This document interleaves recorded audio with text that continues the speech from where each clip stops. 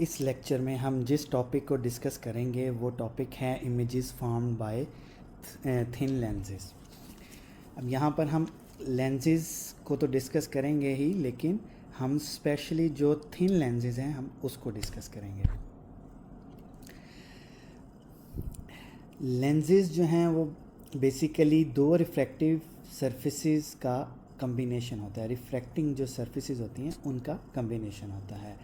पहली सरफेस जो होती है जो कि रिफ्रैक्टिंग सरफेस होगी, उससे जो बनने वाला इमेज होता है वो असल में दूसरी रिफ्रैक्टिंग सरफेस के लिए ऑब्जेक्ट के तौर पर काम करता है। चलें, सबसे पहले हम थिक लेंस को डिस्कस करेंगे, फिर इसकी थिकनेस को अप्रॉक्सीमेटली ज़ीरो कर देंगे और फिर हम उसको दोबारा देखेंगे कि अब उससे क्या फ़र्क पड़ेगा। चलें, सबसे पहले हम फ़र्ज़ करते हैं कि हमारे पास एक लेंस है और ये लेंस थिक लेंस है जिसका इंडेक्स ऑफ रिफ्रैक्शन जो है वो n है।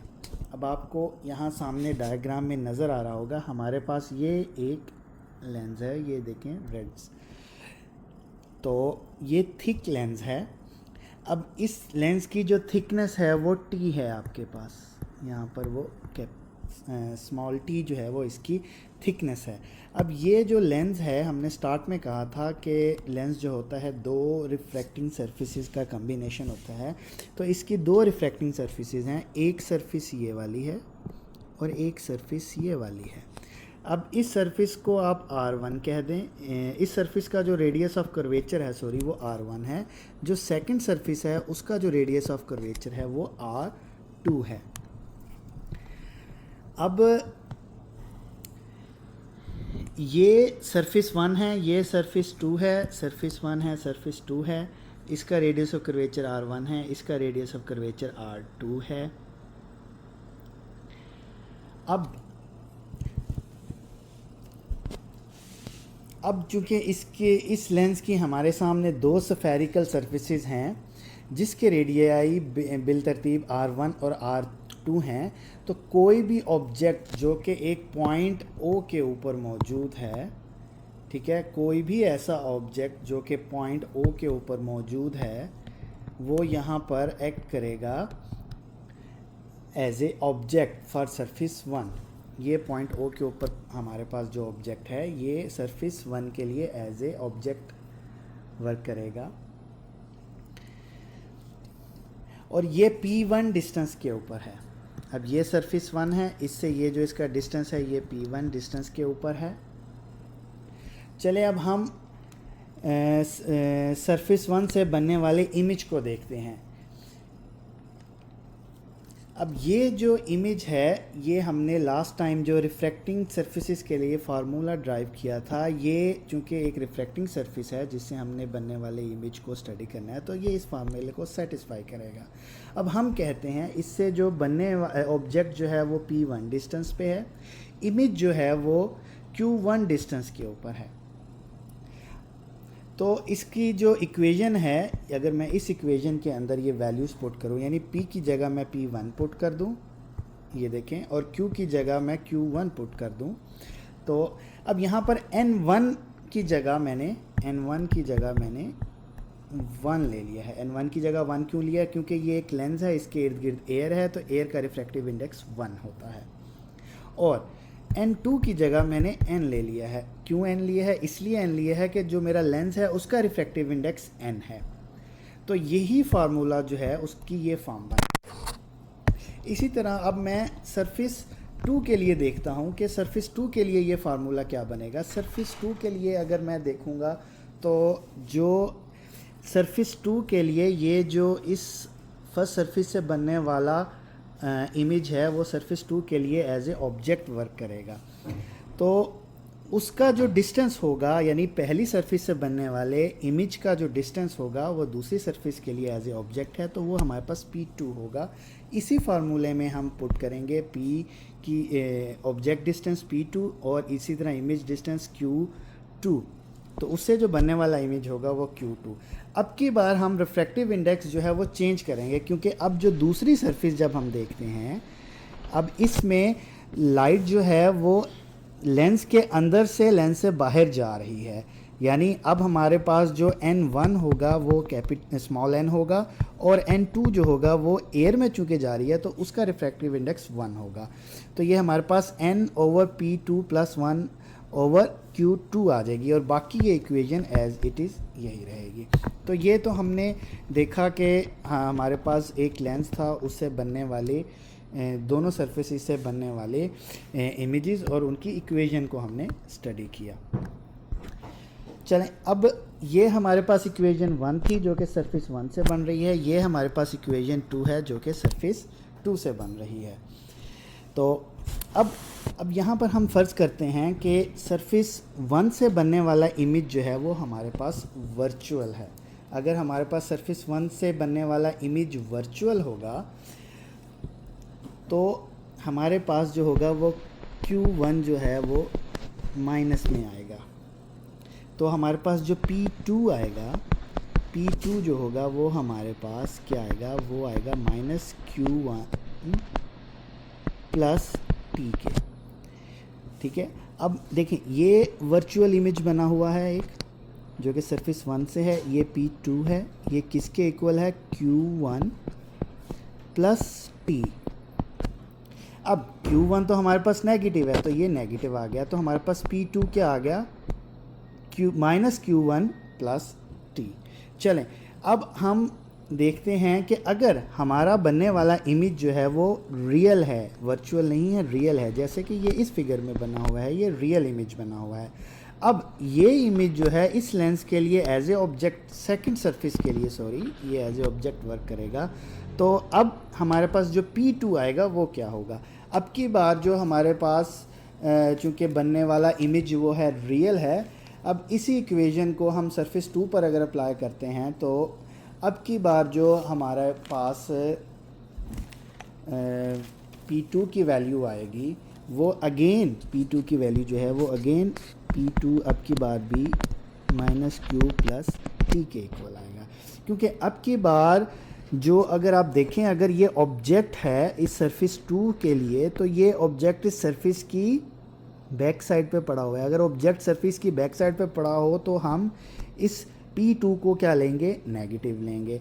अब अगर आप इस P2 को देखें तो ये Q1 में से माइनस हो रहा है T डिस्टेंस, तो वो हमारे पास, यानी आप इसको लिख सकते हैं कि Q1 माइनस T जो है वो इसके इक्वल है। अब चूंकि ये P2 नेगेटिव है, ये नेगेटिव उधर जाके क्या करेगा, इस इक्वेशन को रीअरेंज अगर हम करें तो P2 again -Q1 plus T के इक्वल है। अब आप देखें ये सेम इक्वेशन है, ये वाली इक्वेशन और ये वाली इक्वेशन दोनों सेम है, यानी अगर पहली सरफेस से बनने वाला इमेज चाहे रियल हो चाहे वर्चुअल हो, उस जो सेकंड सरफेस के लिए वो चूँकि एज ए ऑब्जेक्ट वर्क करेगा तो उसके लिए जो इक्वेशन होगी वो सेम होगी। तो यहाँ से हम देखते हैं कि हमारे पास चाहे वर्चुअल इमेज आए चाहे हमारे पास रियल इमेज आए, हमारे पास जो P2 है जो कि सेकंड सरफेस के लिए एज ए ऑब्जेक्ट काम करेगा, उसका फार्मूला -Q प्लस T है। अब हम यहाँ पर सपोज करते हैं कि ये तो थिक लेंस के लिए हमारे पास फार्मूला निकला। अगर हम कहें कि हमारे पास जो लेंस है वो थिन है, थिन का मतलब उसकी थिकनेस जो है वो 0 है, यानी T = 0, तो ये इक्वेशन आपके पास क्या बन जाएगी, P2 = -Q1। तो P2 जो है वो -Q1 के इक्वल आ जाएगी। तो अब इस इक्वेशन के अंदर ये जो आपकी इक्वेशन 2 है, आप P2 की वैल्यू पुट करें, क्योंकि ये इक्वेशन हमने सेकंड सरफेस के रिस्पेक्ट से लिखी हुई है। तो P2 की जगह अगर मैं -Q1 पुट करूं तो ये n/-Q1 हो जाएगा। बाकी ये formula as it is equation 2 जैसा ही है। तो इस इक्वेशन को मैं इक्वेशन 3 का नाम दे देता हूँ। चलें, अब मेरे पास मुख्तलिफ इक्वेशंस हैं 1, 2 एंड 3। अब मैं इक्वेशन नंबर 1 और 3 को मैं ऐड करता हूँ। मैं क्या करता हूँ, मैं कहता हूँ कि एडिंग इक्वेशन 1 एंड 3, इक्वेशन 1 और 3 को ऐड करता हूँ। तो ये पहले मैं 1 की लेफ़्ट साइड लिखता हूँ 1/p1 प्लस n/q1। फिर मैं 3 की लेफ़्ट साइड लिखता हूँ -n/q1 प्लस 1/q2। अब मैं इसकी राइट साइड लिखता हूँ। चलें, अब मैं इसकी राइट साइड लिखता हूँ तो राइट साइड क्या होगी, वो होगी n-1/r1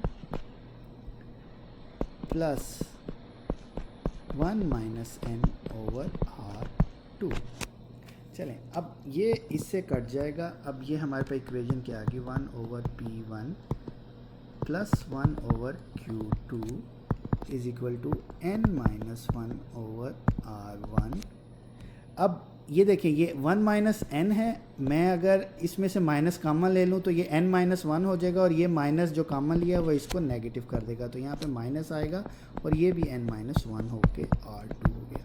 अब इधर भी n-1 है, इधर भी n-1 है। ये n-1 में अगर कॉमन ले लूँगा तो मेरे पास ये अंदर ब्रैकेट में क्या आ जाएगा, 1/r1 माइनस 1/r2।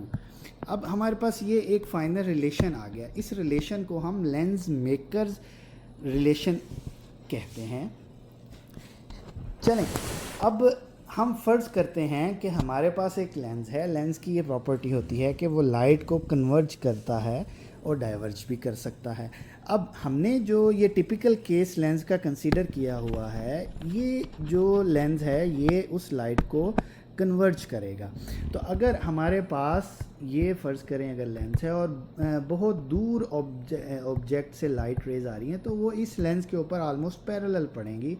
तो वो इस लेंस के ऊपर पड़ने के बाद किसी एक पॉइंट के ऊपर कन्वर्ज होती हैं, क्योंकि ये जो टिपिकल लेंस है ये हमारे पास एज ए कन्वर्जिंग लेंस, यानी ये किसी उसके फोकस होंगी तो ये उसकी फोकल लेंथ के ऊपर फोकस होंगी। यानी ऑब्जेक्ट जो है वो बहुत दूर पड़ा हुआ है। ऑब्जेक्ट का मतलब है कि मैं P को क्या कर दूंगा, इन्फिनिट कर दूंगा, और Q को मैंने क्या कर दिया, वो मैंने कर दिया Q को कि ये आपके पास F के इक्वल है।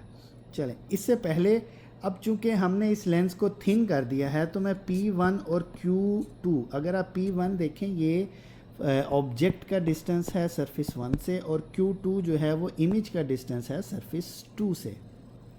तो अगर इसको लेंस को हमने चूंकि बहुत थिन सपोज कर लिया है तो मैं इस इक्वेशन को जनरलाइज कर सकता हूँ, 1/p plus 1/q is equal to n-1/1/r1 minus 1/r2।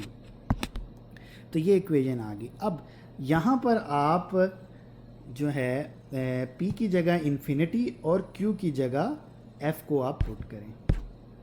देखिए, ये आपके पास इक्वेशन थी, इसको हमने जनरलाइज कर दिया। ये मैंने एक डायग्राम बना दी है। अब इसमें ये P है, ये लेंस है, ये लेंस के सेंटर से जो डिस्टेंस ऑब्जेक्ट का है ये P है, लेंस के सेंटर से जो इमेज का डिस्टेंस है वो Q है, ये इमेज बन रहा है, ये ऑब्जेक्ट है। तो P और Q की फॉर्म में मैंने ये जो इनके सबस्क्रिप्ट्स थे इसको मैंने रिमूव कर दिया, 1/p प्लस 1/q, और ये इक्वेशन आ गई। अब मैंने क्या सपोज़ किया है, मैंने कहा है कि P जो है वो इन्फिनिटी है और Q जो है वो मेरे पास F के इक्वल है। तो ये आपके पास इक्वेशन 1/इंफिनिटी plus 1/f is equal to n-1 1/r1 minus 1/r2 ये आ जाएगी।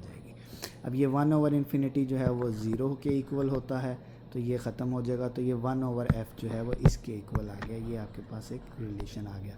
अब यहाँ से आपने देखा कि इस पूरी टर्म को मैं 1/f लिख सकता हूँ। तो इस इक्वेशन के अंदर जो ये पूरी इसकी राइट हैंड साइड है इसको मैं 1/f अगर कह देता हूँ तो ये मेरे पास एक इक्वेशन आ गई।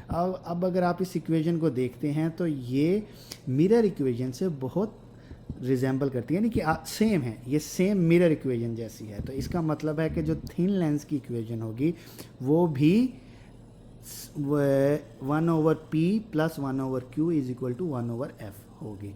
अब ये इक्वेशन किनको रिलेट कर रही है, ये इक्वेशन ऑब्जेक्ट डिस्टेंस को, इमेज डिस्टेंस को और फोकल लेंथ को रिलेट कर रही है। ये तो था हमारा आज का टॉपिक। उम्मीद है कि आपको समझ आ गई होगी।